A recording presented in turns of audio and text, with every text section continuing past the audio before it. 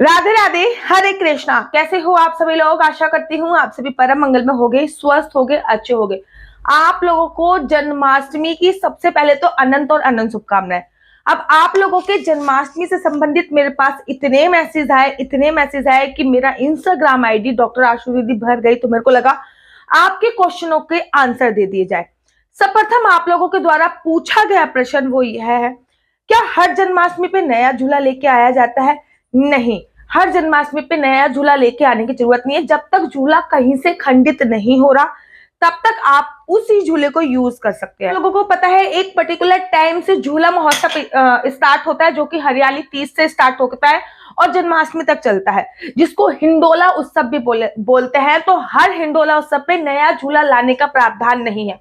बाकी बिहारी मंदिर में क्या होता है, बाकी बिहारी मंदिर में एक बहुत विशाल हिंडोला है जिसको झूला बोलते हैं। सोने चांदी से बना हुआ वो हिंडोला है। साल में केवल हरियाली तीज वाले दिन उसको निकाला जाता है, बाकी बिहारी जी को उस पर विराजमान किया जाता है। उसके बाद उसको संभाल के उठा के रख दिया जाता है। मेरे पास भी एक झूला है और जब से ससुराल में मैं जन्माष्टमी बना रही हूँ, उसी झूले पे अपने बाल गोपाल लड्डू गोपाल को मैं स्थापित करती हूँ। तो हर साल नया झूला लाने की कोई भी आवश्यकता नहीं होती। आप लोगों के द्वारा पूछा गया दूसरा प्रश्न जो कि बहुत इंपॉर्टेंट है, क्या चांद को अर्घ देना जरूरी है? जी हाँ, चांद को अर्घ देना बहुत कंपलसरी है। चांद को अर्घ दिए बिना आपका जन्माष्टमी का जो व्रत होता है वो संपूर्ण नहीं माना जाता। चांद को देखिए, कोई ना कोई रीजन है, तभी तो चांद को अर्घ देना जरूरी है। चांद वैसे तो 8 साढ़े 8 बजे रोज निकल आता है भैया, मैक्सिमम 8 साढ़े 8 बजे निकल आता है। लेकिन जन्माष्टमी वाले दिन चांद जो है वो 12 बजे निकलता है। इसका कुछ ना कुछ तो कारण होगा ही। चांद को अर्घ जब आप देते हो, चांद को जल आप देते हो, तो उस जल में आपको थोड़ा सा दूध डालना है, थोड़ा सा मीठा डालना है, थोड़े से चावल अवश्य डालने हैं। उसके बाद चांद को अपने से ऊपर अर्घ देना है। उसके बाद वहीं पर खड़े होकर चांद की 7 परिक्रमा ऐसे करनी है। उसके बाद थोड़ा सा जल जो है वो वापस घर पे लेके आना है और पूरे घर पे छिड़कना है और उस जल को अपनी आंखों से जरूर और जरूर लगाना है। आप लोगों के द्वारा जन्माष्टमी से संबंधित पूछा गया तीसरा प्रश्न, क्या जन्माष्टमी पे तुलसी दल तोड़ सकते हैं? जी नहीं, शास्त्रों में वैसे भी अष्टमी तिथि को तुलसी दल तोड़ने की मनाही होती है और वो अष्टमी तिथि अगर जन्माष्टमी हो तो आप तुलसी दल बिल्कुल भी नहीं तोड़ सकते हो। आप लोगों के द्वारा पूछा गया नेक्स्ट क्वेश्चन जो कि इस प्रकार है, क्या रात को 12 बजे ही व्रत को खोला जा सकता है? देखिए, श्रीधाम वृंदावन में और मैं तो रात को 12 बजे ही प्रसाद खा के व्रत का विश्राम कर देती हूँ। आपके यहाँ पे जो भी रूल्स रेगुलेशन चल रहे हो उसको फॉलो कीजिए। ये नहीं है कि भैया शुरू से आप कुछ और रूल्स रेगुलेशन से व्रत रखते आ रहे हो और इस टाइम पे आपने किसी और तरीके से व्रत रख दिया, ऐसा नहीं है। जो भी रूल्स रेगुलेशन आप शुरू से फॉलो करते आ रहे हो, आपको वही रूल्स रेगुलेशन फॉलो करने पड़ते हैं। आप लोगों के द्वारा पूछा गया है नेक्स्ट प्रश्न। ये प्रश्न जो इतने ज्यादा पूछे गए मेरी जवान पर है। अगर आप लोगों के कोई और भी कमेंट्स है तो मुझे नीचे कमेंट्स बॉक्स में लिखिए, मैं दूसरी वीडियोस के लिए जरूर बनाऊंगी। खैर, नेक्स्ट क्वेश्चन जो आप लोगों के द्वारा मुझसे पूछा गया था, क्या लड्डू गोपाल को खीरे में रखना अनिवार्य है? जी हाँ, अगर आप पूरे विधि विधान से जन्माष्टमी का उत्सव करते हो तो लड्डू गोपाल को आपको खीरे में रखना चाहिए। आपको एक टोकरी टाइप की ले देनी है, उसमें आपको लड्डू गोपाल को सुला देना है, निवस्त्र करके, मतलब लंगोट वगैरह पे उतार के निवस्त्र करके सुला देना। उनके ऊपर थोड़ा सा फूल रख देना है और उनके साइड में खीरा रख देना, क्योंकि या तो लड्डू गोपाल आपके बहुत छोटे हों, बहुत छोटे लड्डू गोपाल हैं, तब आप उनको लड्डू गोपाल को खीर के अंदर डाल सकते हैं। लेकिन अगर लड्डू गोपाल बड़े हैं तो फिर आपको खीरा बगल में ही रखना पड़ेगा। खीरा लेने से पहले इस बात का ध्यान रखना है कि खीरा बेल वाला होना चाहिए, अर्थात उसमें हल्की सी बेल लगी हो तो बहुत ज्यादा सर्वोत्तम है। उसके बाद खीरे को काट कर ही आपको लड्डू गोपाल का प्रादुर्भाव करना होता है। आप लोगों के द्वारा पूछा गया नेक्स्ट क्वेश्चन, खीरे को काटना किससे चाहिए? क्या चक्कू से खीरा काटना चाहिए? नहीं। जब आप खीरा काट रहे हो तो आपको कोई कॉइन लेना है, चाहे आप चांदी का कॉइन ले सकते हो, चाहे आप ऐसे 1 या 2 का कॉइन ले सकते हो। तो खीरे को ऊपर से थोड़ा सा काट देना है। जो ऊपर से आपने काटा है उसको किसी भी पौधे वगैरह में इत्यादि में डाल दीजिएगा। नीचे का जो खीरा है वो आप प्रसाद स्वरूप सभी लोग खा सकते हो। क्या लड्डू गोपाल को 56 भोग बनाने जरूरी है? कोई जरूरी नहीं है।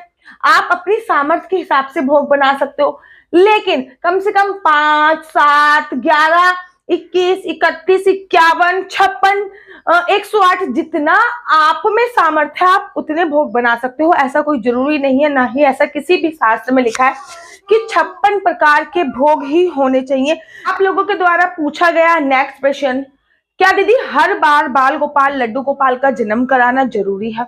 अगर आप शुरू से कराते आ रहे हो तो कराइए, अगर नहीं कराते आ रहे तो मत कराइए। तो श्रीधाम वृंदावन में हर बार ही लड्डू गोपाल का जन्म कराया जाता है, चाहे लड्डू गोपाल कितने भी बड़े हो जाएं, कितनी भी बड़ी उम्र के हो जाए, लेकिन हर बार ही लड्डू गोपाल का जन्म कराया जाता है।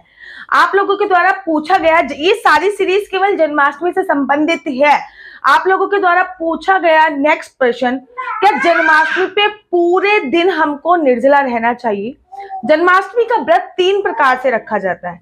नंबर 1, जो पूरे दिन निर्जला रहा जाता है, अर्थात रात को 12 बजे के बाद जब हम जन्माष्टमी का व्रत खोल लेते हैं, या फिर अगले दिन जब हम जन्माष्टमी का व्रत खोलते हैं, जैसे आपके घर में रूल्स रेगुलेशन हो या फिर आप जिसको फॉलो करते हो उनके हिसाब से जो रूल्स रेगुलेशन हो वो वैसे रख सकते हैं, निर्जला बिना पानी पिए, जैसे निर्जला एकादशी का व्रत रहते हैं ना वैसे।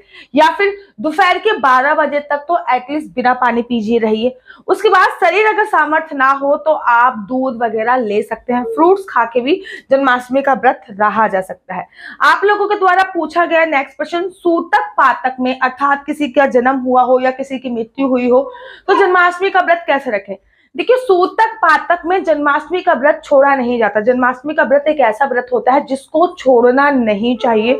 सूतक पातक में आप भगवान की पूजा अर्चना वंदना नहीं कर सकते, मंदिर नहीं जा सकते, प्रत्यक्ष रूप से भगवान की पूजा नहीं कर सकते, भगवान की किसी भी प्रतिमा को स्पर्श नहीं कर सकते, लेकिन अप्रत्यक्ष रूप से मानसिक रूप से आप भगवान की पूजा अर्चना वंदना कर सकते हो। मानसिक रूप से आप महामंत्र का जाप कर सकते हो, ओम नमो भगवते वासुदेवाय, या फिर हरे कृष्णा कृष्णा कृष्णा हरे हरे, हरे राम राम राम हरे हरे का जाप करके पूरे दिन पूजा कर सकते हैं।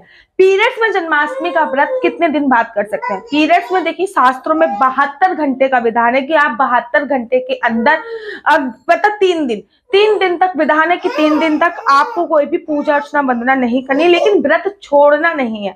माना कि कोई पूजा अर्चना वंदना नहीं करनी, लेकिन आपको किसी भी प्रकार व्रत छोड़ना नहीं है।